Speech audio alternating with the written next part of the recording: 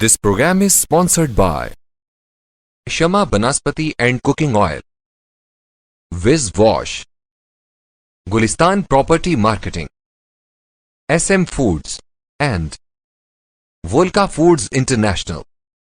बिस्मिल्लाहिर्रहमानिर्रहीम। नाज़रीन मोहतरम, अस्सलाम वालेकुम। मैं engineer Mumtaz Ahmad Khan, साबिक़ director Kalabagh directorate, मक्स special programme में आज फिर आपकी खिदमत में हाज़िर हूँ। नाज़रीन, गुज़श्ता हफ़्ते मैंने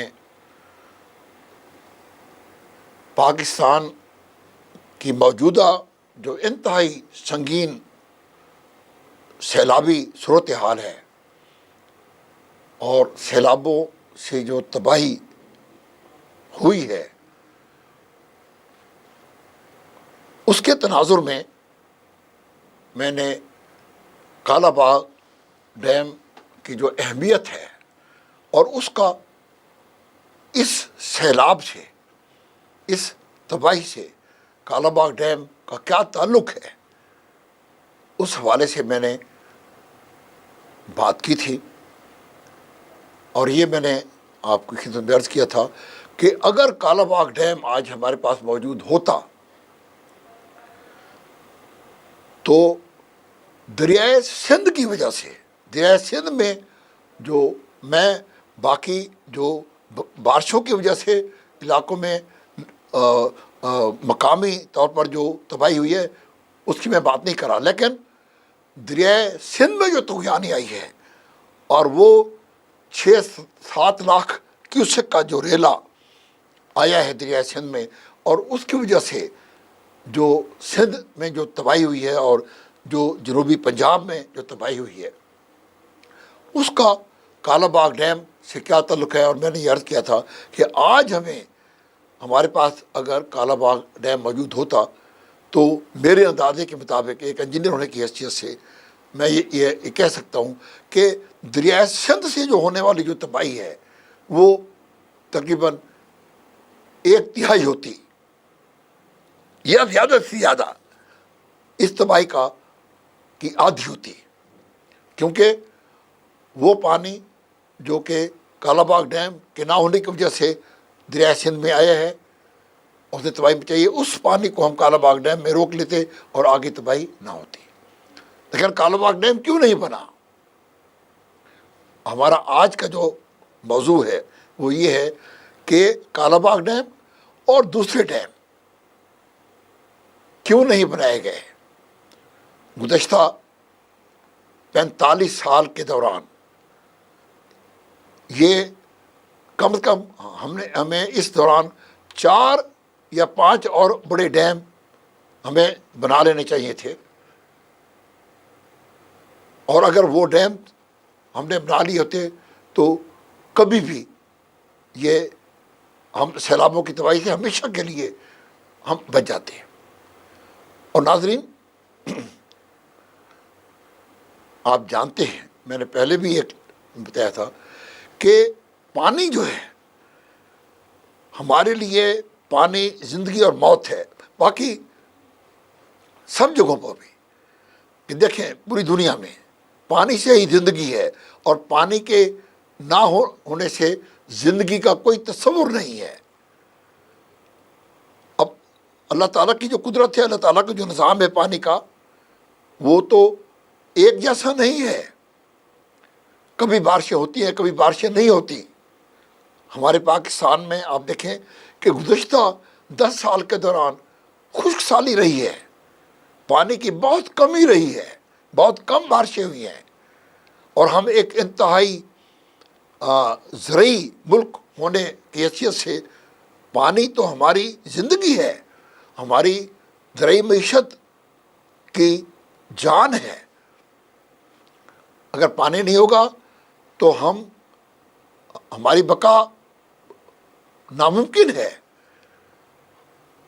अब जब बारिशें नहीं होती हैं, पिछले 10 साल बारिशें नहीं हुई, तो मुल्क के अंदर تقریباً 35 سے 40% پانی کی کمی رہی ہے ہماری ایگریکلچر کے لیے، اور صوبے آپس میں لڑتے رہے ہیں پانی کی تقسیم کے اوپر، کیونکہ پانی کم تھا، ضرورت سے کم تھا، جتنی ضرورت تھی پانی کی، پانی اس سے دریاؤں میں کم تھا، زیر زمین پانی بھی بہت مہنگا ہے۔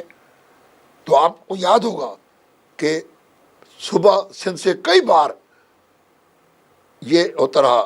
اسی سال آپ دیکھیں کہ جب یہ خریف شروع ہوئی ہے اور دریاؤں میں پانی نہیں تھا اور ڈیمز خالی تھے، تو صبح سندھ کے وزیر اعلیٰ صاحب جو ہیں وہ پنجاب کے اوپر پانی چوری کا الزام لگا رہے تھے۔ یہ کتنی سنگین صورتحال تھی۔ تو جب قوموں کے پاس پانی نہیں ہوتا، خشک سالی ہوتی ہے، وہ ایک الگ عذاب ہے، وہ ایک الگ آفت ہے۔ لیکن جب اللہ تعالیٰ بارشیں دیتا ہے، جیسا کہ اس سال ہوا، جب بارشیں آتی ہیں تو وہ پانی جو جسے ہم سنبھال نہیں سکتے، جس کو سنبھالنے کے لیے، سٹور کرنے کے لیے ہم نے کوئی انتظامات نہیں کیے ہوتے، ہماری نااہلی اور غفلت کی وجہ سے وہی پانی جو ہے وہ آفت بن جاتا ہے۔ پھر ہم کہتے ہیں کہ جی یہ آسمانی آفت ہے، حالانکہ یہ تو بہت بڑی نعمت ہے، میٹھا فریش واٹر، لیکن ہم نے ڈیمز نہ بنا کر اس نعمت کو اپنے لیے ایک زحمت ہم بنا لیتے ہیں۔ لیکن یہ ہوا کیسے؟ اس کے محرکات کیا ہیں؟ اس کے عوامل کون سے ہیں؟ کہ ایسا نہیں ہے کہ قدرت ہمیں، اللہ تعالیٰ ہمیں پانی نہیں دیتا، یہ تو ہے کہ کبھی پانی نہیں ہوتا، خشک سالی ہوتی ہے، بہت کم پانی ہوتا ہے، اور کبھی ایسا ہوتا ہے کہ پانی بہت زیادہ ہوتا ہے، اتنا زیادہ آ جاتا ہے کہ ہمیں تباہ کر دیتا ہے، ہمارے شہروں کو ڈبو دیتا ہے، ہماری لاکھوں ایکڑوں کی فصلوں کو تباہ کر دیتا ہے، ہماری سڑکوں کو تباہ کر دیتا ہے، ہمارے گھروں کو تباہ کر دیتا ہے۔ لیکن آتا ہے پانی، لیکن قدرت نے تو اپنا جو دریاؤں کا اور زمین کا ایسا نظام بنایا ہے، اور انسان کو اتنی شعور دیا ہے، اتنی عقل دی ہے کہ وہ اس پانی کو، یہ جو پانی جب بہت زیادہ آ جاتا ہے، اس کی ضرورت سے زیادہ آ جاتا ہے، اس پانی کو کیسے سنبھالنا ہے، اور اسی پانی کو جب خشک سالی ہے، جب جن سالوں میں بارشیں نہیں ہو رہی، اس پانی کو کیسے استعمال کرنا ہے، یہ ہم نے نہیں کیا۔ لیکن ہماری جو نااہلی ہے، میں یہ بتانا چاہتا ہوں کہ اس کے فیکٹر کیا ہیں، یہ کیوں نہیں ہم ڈیم بنا سکے؟ پچھلے گزشتہ 45 سال میں 4-5 ڈیم بننے چاہیے تھے، لیکن ہم ایک ڈیم بھی نہیں بنا سکے۔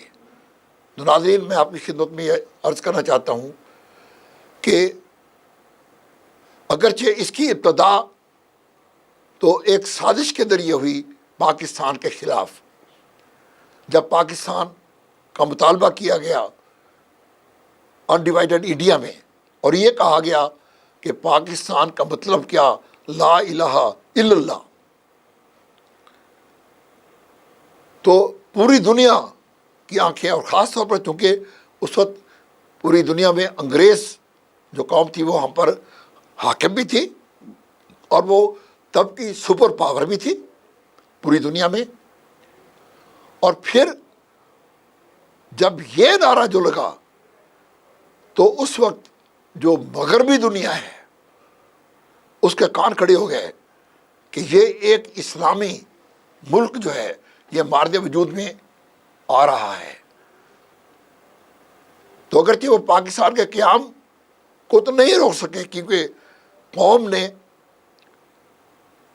میں اتنا سیاسی شعور آ چکا تھا، اور قائد اعظم رحمۃ اللہ علیہ کی قیادت میں پاکستان کی تحریک اس مقام تک پہنچ چکی تھی کہ انگریز جو ہے، برطانیہ کی سپر پاور، اس مطالبے کو تو نہیں روک سکی، لیکن انہوں نے یہ کیا شروع دن سے کہ اس ملک کو ہر وہ انہوں نے سازش کی کہ جس سے یہ ملک جو ہے وہ ترقی نہ کر سکے، استحکام حاصل نہ کر سکے، اپنے پاؤں پر کھڑا نہ ہو سکے، یہ کمزور رہے یہ اسلامی ریاست۔ اور اس کے لیے جو سازش ہوئی وہ سب سے پہلے سازش 1947 میں ہوئی تقسیم کے وقت، کہ جب ضلع گرداسپور اور ضلع فیروز پور جو کہ دونوں مسلم میجارٹی کے ڈسٹرکٹ تھے وہ انڈیا کے حوالے کر دیے گئے۔ مقصد کیا تھا؟ اس کے دو مقاصد تھے۔ پہلا یہ کہ وہ ہیڈ ورکس فیروز پور ہیڈ ورکس جسے گنڈا والا ہیڈ ورکس بھی کہا جاتا ہے، اور مادھو پور دریائے راوی پر مادھو پور ہیڈ ورکس، اور دریائے ستلج پر فیروز پور ہیڈ ورکس جو ہے یہ ایک ضلع گرداسپور میں تھا، دوسرا ضلع فیروز پور میں۔ تو یہ دونوں ضلع انڈیا کے حوالے کر کے وہ جو ہیڈ ورکس سے وہاں سے نہریں آتی تھیں، سینٹرل باری دواب مادھو پور سے، اور دیپال پور کینال جو ہے جو پاکستان کے کو سیراب کرتی تھی، ہمارے مغربی پنجاب کو سیراب کرتی تھی، ہمارے پنجاب کو، اور ادھر سے سینٹرل باری دواب جو مادھو پور سے۔ تو یہ نہریں جو ہے ان کا جو سورس تھا ہیڈ ورکس وہ انڈیا کو دے دیے گئے، تاکہ ہندو جو ہے وہ ان نہروں کا پانی روک کر شروع سے ہی پاکستان کی زرعی معیشت پر کاری ضرب لگانے کے قابل ہو جائے۔ اور وہی ہوا کہ 1 اپریل 1948 کے روز بھارت نے ان دونوں نہروں کا پانی بند کر دیا۔ پھر اس سے بڑی سازش یہ ہوئی کہ ضلع جو گرداسپور ہے وہ انڈیا کو دے کر کشمیر پر انڈیا ہندو کے قبضے کی راہ ہموار کی گئی، اور وہ اس لیے کی گئی کیونکہ پاکستان کو جو دریا سیراب کرتے ہیں وہ سب ان کا جو منبع ہے، جو سورس ہے، ان کا جو کیچمنٹ جو ایریا ہے وہ کشمیر ہے۔ وہ چاہے دریائے ستلج ہو، دریائے راوی ہو، دریائے جہلم ہو، چناب ہو، سندھ ہو، یہ سب تقریباً انہیں شمالی علاقہ جات سے یہ ان کا کیچمنٹ ایریا ہے۔ چنانچہ یہ سازش ہوئی، صرف یہ نہیں کہ فیروز پور اور مادھو پور ہیڈ ورکس انڈیا کے حوالے کیے گئے، بلکہ آگے کا سوچا گیا کہ چونکہ یہ دریا کشمیر سے گزرتے ہیں، کشمیر جو ہے وہ انڈیا کے حوالے کیا جائے، انڈیا کے قبضے میں، تاکہ آئندہ ہندوستان اس قابل ہو سکے کہ وہ دریا جو کہ پاکستان کی زرعی معیشت کے لیے زندگی ہے، ان دریاؤں کا پانی بھی انڈیا روک سکے۔ یہ تھی وہ سازش جو کہ 1947 میں ہی ریڈ کلف ایوارڈ سے شروع ہوئی۔ پھر ہوا یہ کہ پاکستان کے اندر ایک سازش کے ذریعے آپ جانتے ہیں نوابزادہ لیاقت علی خان جو کہ ایک بہت قابل سیاستدان بھی تھے اور رہنما تھے، اور انہوں نے تقریباً 4 سال وہ وزیر اعظم رہے، اور انہوں نے اس وقت کی مملکت جس کو بے شمار سنگین مسائل کا سامنا تھا، بڑی قابلیت سے اور کامیابی سے انہوں نے ایک نظام قائم کر لیا تھا، اور پاکستان چل پڑا تھا، اپنے پاؤں پر کھڑا ہو رہا تھا۔ اس وقت ایک سازش کے ذریعے ان کو شہید کر دیا گیا تاکہ پاکستان کے اندر سیاسی استحکام نہ آنے پائے۔ اور وہ دن اور آج کا دن پاکستان کی پوری تاریخ آپ دیکھ سکے کہ پاکستان میں کبھی، اور اس کے بعد پھر سازشیں شروع ہو گئیں. پھر 1958 میں جو ہے وہ مارشل لا کا عذاب نازل ہو گیا. ایوب خان صاحب نے مارشل لا لگا کر پاکستان ایک بار پھر 1956 کے آئین کے تحت پٹری پر چل رہا تھا. پھر وہ مارشل لا لگ گیا اور 10 سال ایوب خان صاحب کا، اور پھر یہ سلسلہ چلتا رہا آگے، حتیٰ کہ آج بھی ہم دیکھیں کہ ایک ہم سیاسی بحران کا شکار ہے. اور یہاں وہ تو یہ ایک تاریخ ہے جس پر مطلب ہے کہ یہ وقت نہیں ہے کہ اس کی تفصیل میں جانے کا، لیکن عرض کرنے کا مقصد یہ ہے کہ پاکستان کو ایک سازش کے تحت سیاسی عدم استحکام کا شکار رکھا گیا. اور اس میں واضح طور پر کہوں گا کہ اس میں امریکہ بہادر، جسے ہم آج تک دوست سمجھتے رہے، اس کا بڑا حصہ ہے. لیکن ہم امریکہ کو کیوں بلیم دیں، ہم ہندوستان کو کیوں بلیم دیں؟ انہوں نے تو وہ تو دشمن تھے، انہوں نے تو اپنے مفاد کے لیے پاکستان کو کمزور رکھنا تھا. ایک اسلامی ریاست کو اپنے مقاصد کے تحت، ایک اپنے عالمی جو ان کے مفادات تھے ان کے تحت، کہ ایک مسلمان ملک جو ہے وہ ترقی نہ کر پائے اور وہ استحکام حاصل نہ کر سکے، کہیں وہ ہمارے لیے خطرہ نہ بن جائے. لیکن جو انتہائی قابل شرم اور المناک حقیقت ہے وہ یہ ہے کہ ہمارے اندر سے انہیں وہ سیاسی اور دوسرے شعبوں میں بھی، دوسرے اداروں میں بھی ان کو وہ عناصر وہ مل گئے جو جنہوں نے ایک کٹ پتلی کا جو ہے وہ کھیل کھیلا اور آج تک پاکستان کو استحکام نہیں آنے دیا. یہ تو ایک سیاسی استحکام کی بات ہے. لیکن میں اب ڈیموں کے حوالے سے میں یہ بات کرتا ہوں تو عالمی طاقتوں جن کا میں نے ذکر کیا ہے، ان کی پاکستان کو عدم استحکام سے اور پاکستان کو سیاسی عدم استحکام اور معاشی عدم استحکام سے دوچار رکھنے کے لیے یہ کیا گیا کہ پاکستان کی زرعی معیشت جو ہے اس کو مضبوط نہ ہونے دیا جائے. اور چونکہ پانی جو ہے وہ ہماری زرعی معیشت کے لیے سب سے اہم وہ سورس ہے، تو یہ سازش تیار کی گئی کہ پاکستان میں ڈیم نہ بننے دیے جائیں.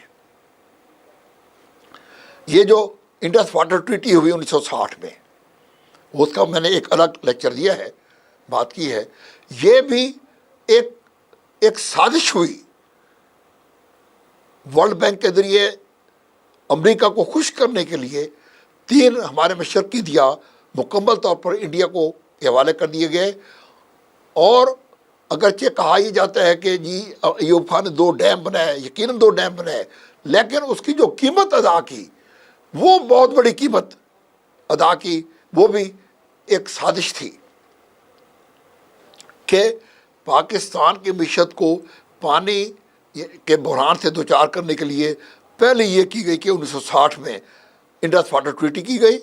ایوب خان نے امریکہ کو خوش کرنے کے لیے انتہائی حماقت سے، میں یہ نہیں کہتا کہ ایوب خان محب وطن نہیں تھا، لیکن وہ شخص امریکہ کی خوشنودی کے لیے اور امریکہ اپنے اقتدار کے استحکام کے لیے، امریکہ کو خوش کرنے کے لیے، اس شخص نے یہ ایک بہت بڑا ظلم کیا پاکستان کے ساتھ کہ تمام عالمی دریاؤں پر جو عالمی قوانین ہیں ان کے ہوتے ہوئے اس نے یہ 3 دریا انڈیا کے حوالے کر دیے. اور پھر ان کے بدلے میں کیا ہوا کہ جی 2 ڈیم ملے، منگلا اور تربیلا، جو کہ جن کی بہرحال ایک لائف ہے، اس کے بعد ان کی کیپیسٹی ختم ہو جانی ہے. لیکن وہ دریا جو تھے وہ تو قیامت تک ایک قدرت کا عطیہ تھا. تو یہ دوسری سازش ہوئی. پہلی سازش فیروز پور ہیڈ ورکس اور माधोपुर हेडवर्क्स इंडिया के हवाले करके, फिर कश्मीर का रास्ता देकर कश्मीर पर इंडिया का कब्जा कराकर, और तीसरा ये हुआ कि 1960 में इंडस वाटर ट्रीटी के जरिए 3 दरिया इंडिया के हवाले कर दिए गए। फिर हमारे हिस्से में जो 3 दरिया आए, झेलम, चनाब और सिंध, फिर साजिश ये शुरू हुई। साजिश का अगला जो मरहला था वो ये था कि अब इन 3 दरियाओं का जो पानी है उस पर डैम मत बनने दो। जो मांगना तरबेला वो तो मजबूरी थी, अमेरिका को मजबूरी थी 3 दरिया इंडिया के हवाले करने के लिए, ये कि अगर वो डैम ये ना करते और लिंक कैनाल का सिस्टम ना बनता तो फिर तो मुआहदा नहीं हो सकता था। लेकिन वो मुआहदे के तहत तो ये डैम तो बन गए, लेकिन बाद में ये उन्होंने ये प्लानिंग की कि इसके बाद अब मज़ीद डैम नहीं बनने देने चाहिए। झेलम पर, दरिया चनाब पर और सिंध पर, और बाकी और भी जो हमारे मतलब दरिया है, जैसे दरिया काबुल है, दरिया सवात है, और दरिया कुनहार है, और भी दरिया नीलम है। ये इन सब पर डैम बनाए जा सकते थे। लेकिन साजिश क्या हुई कि पाकिस्तान के अंदर से एक लॉबी, एक ऐसे लोगों का एक अंसर पैदा किया गया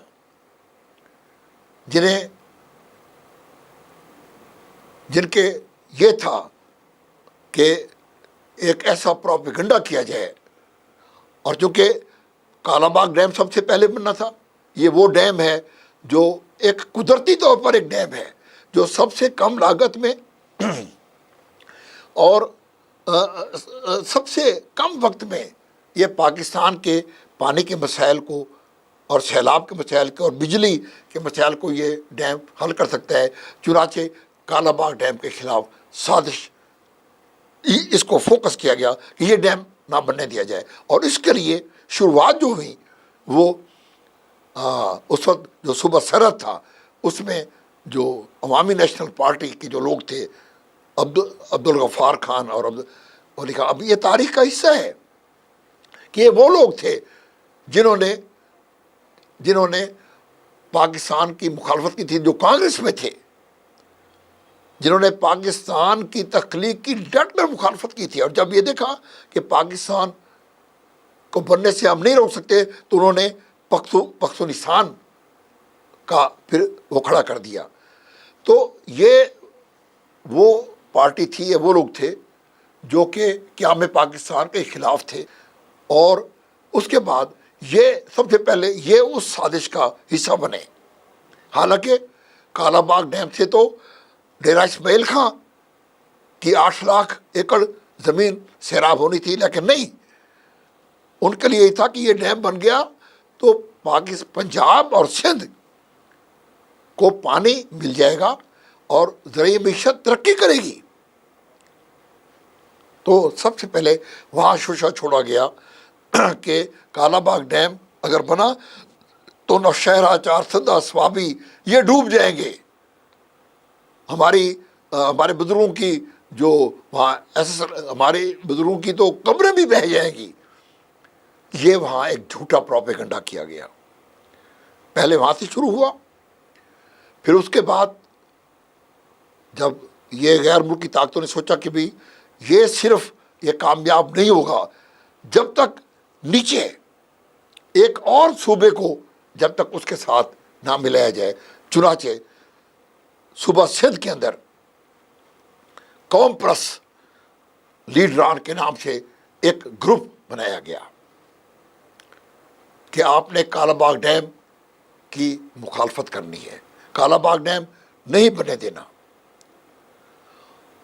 और आप देखें कि इस ग्रुप ने, इस लॉबी ने, जो कि यकीनन इन गैर मुल्की अपने अमेरिका, इंडिया, जो कि मतलब है कि जो नहीं चाहते थे कि पाकिस्तान कभी तरक्की करे या अपने पांव पर खड़ा हो, चुनाचे ये एक ग्रुप صبح سندھ سے اٹھا کہ اگر کالا باغ ڈیم بنا تو سندھ جو ہے وہ بنجر ہو جائے گا. حالانکہ حقیقت یہ ہے کہ کالا باغ ڈیم اگر بن جائے تو 61 لاکھ ایکڑ پر کی فصلوں کے لیے خریف کے اندر 2 باریوں کا پانی اور ربی کے اندر 3 باریوں کا پانی اس سے لگ سکتا ہے. یہ وہ ڈیم ہے. چنانچہ اس کے خلاف کہ جی سندھ ہو جائے گا، بنجر ہو جائے گا، پھر یہاں تک پروپیگنڈا کیا گیا کہ عام لوگوں کو یہ انتہائی مزیکا کیس جو ہے وہ یہ دیکھی کہ پنجاب والوں سے بجلی نکال لیں گے، پانی کی طاقت نکال لیں گے اور پھوکا پانی نیچے بھیجیں گے سندھ کو. اب ایک عام آدمی، ایک عام ہاری کو کیا پتا کہ جو بجلی پیدا ہوتی ہے وہ تو پانی کی طاقت سے پیدا ہوتی ہے. وہ کوئی ایسی کریم تو نہیں ہے جو کہ پانی کے اندر حل ہوتی ہے، جیسے کہ دودھ کے اندر کریم ہوتی ہے، ملائی ہوتی ہے، اس کو نکال دیا جائے تو لسی رہ جاتی ہے. یہ تو پانی کی طاقت سے بجلی پیدا ہوتی ہے. یہاں تک مزیکا خیز انتہائی شرمناک قسم کی جو ہے وہ باتیں کی گئیں. پھر یہ کہا گیا کہ جو کوٹری سے نیچے ہے وہ ہمیں اتنے پانی کی ضرورت ہے. وہ مسئلہ بھی حل ہو گیا، وہ مسئلہ بھی حل ہو گیا. چنانچہ مس انفارمیشن اور ڈس انفارمیشن کا ایک طوفان کھڑا کیا گیا، جلوس نکالے گئے.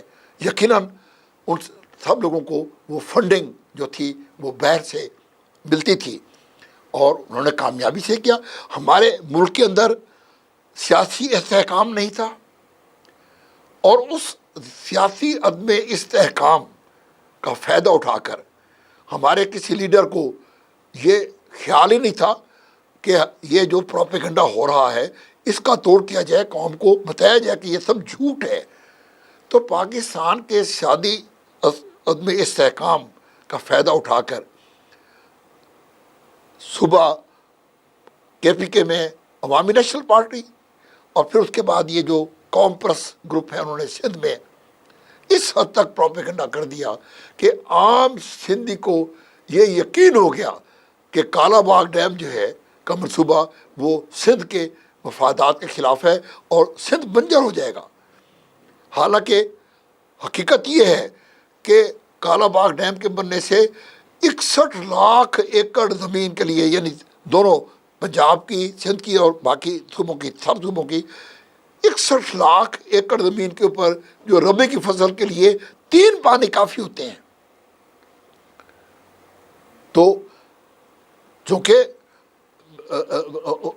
دشمنوں کی یہ تھی کہ ڈیم نہیں ہوگا، پانی کی کمی ہوگی تو صوبے آپس میں لڑتے رہیں گے اور پاکستان کے اندر کی قومی جو یکجہتی ہے وہ ڈیمیج ہوتی رہے گی. تو بھائی اور بہنوں، بزرگوں، یہ ہے وہ سازش.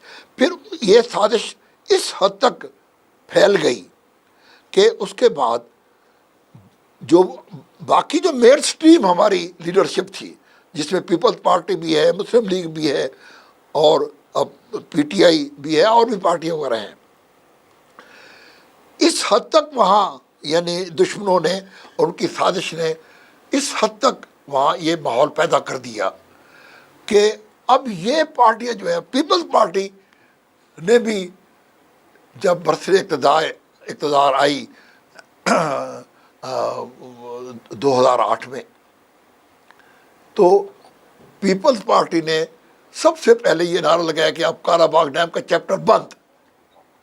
صرف اپنے سندھ کی جو عوام ہے ان کو اس ماحول کے مطابق یہ جرأت نہیں ہوئی، صحیح بات نہیں کی گئی. اور اب صورتحال یہ ہے کہ ہماری جو اور بھی جو سیاسی پارٹیاں ہیں, جو سیاسی لیڈر ہیں, ان کو ان میں کسی میں اتنی اخلاقی جرت نہیں ہے کہ وہ سندھ کے لوگوں کو جا کر بتائیں کہ بھئی کالا باغ ڈیم تو آپ کے لیے رحمت ہے.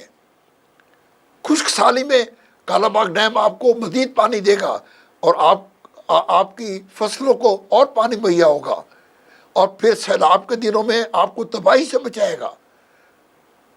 یہ نہیں بتایا گیا سندھ کے لوگوں کو.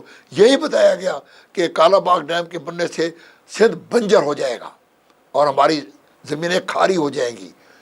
تو بھائیوں, بہنوں اور بزرگوں, یہ ہے وہ عوامل جو کہ پارٹیشن کے وقت سے پاکستان کے خلاف, پاکستان کے پانی کے وسائل کے خلاف سازشیں کرتے رہے ہیں پہلے دن سے, ریڈ کلف ایوارڈ سے لے کر اور آج تک یہ سلسلہ چل رہا ہے. اب آپ یہ دیکھیں کہ یہ جو عناصر ہیں, انہوں نے آج تک سندھ طاس منصوبے کے خلاف بات نہیں کی, کیونکہ سندھ طاس منصوبہ سراسر ہندوستان کے حق میں ہے. اس سندھ طاس کی وجہ سے بھی تو دریائے سندھ میں پانی نہیں آتا, لیکن ان لوگوں نے آج تک ہندوستان کے خلاف یا اس انڈس واٹر ٹریٹی کے خلاف ان نام نہاد قوم پرست عناصر نے کبھی گفتگو نہیں کی. پھر بھارت اسی انڈس واٹر ٹریٹی کا سہارا لے کر ہمارے 3 مغربی دریاؤں چناب, جہلم اور سندھ کے اوپر جو مقبوضہ کشمیر میں بڑے بڑے پروجیکٹ بنا رہا ہے اور پانی روک رہا ہے اور وہ ایک آبی جارحیت کر رہا ہے, وہ پانی بھی آخر کار سندھ بھی آتا ہے. دریائے سندھ میں کہیں وہ پانی ہے, تو وہ دریائے سندھ کے پانی کو روک رہا ہے. لیکن ان نام نہاد جو کمپس ہیں, انہوں نے اس کے خلاف بھی کبھی بات نہیں کی. تو یہ میں نے آپ کو مثال دی ہے کہ یہ سب انڈیا کے ایجنٹ ہیں جنہوں نے کالا باغ ڈیم کے خلاف یہ ایک محاذ کھڑا کیا ہے اور ایک پروپیگنڈا کیا اور کامیابی سے اس لابی کو جو اپنے استعمال کیا ہے, اور اس کا نتیجہ ہے کہ آج تک کالا باغ ڈیم نہیں بن سکا.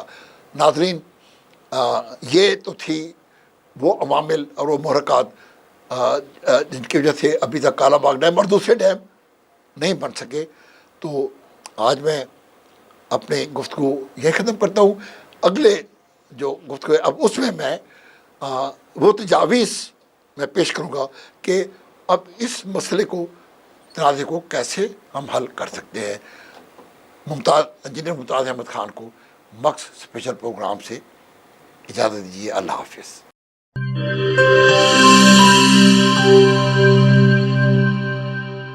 This program is sponsored by Shama Banaspati and Cooking Oil, Viz Wash, Gulistan Property Marketing, SM Foods and Volca Foods International.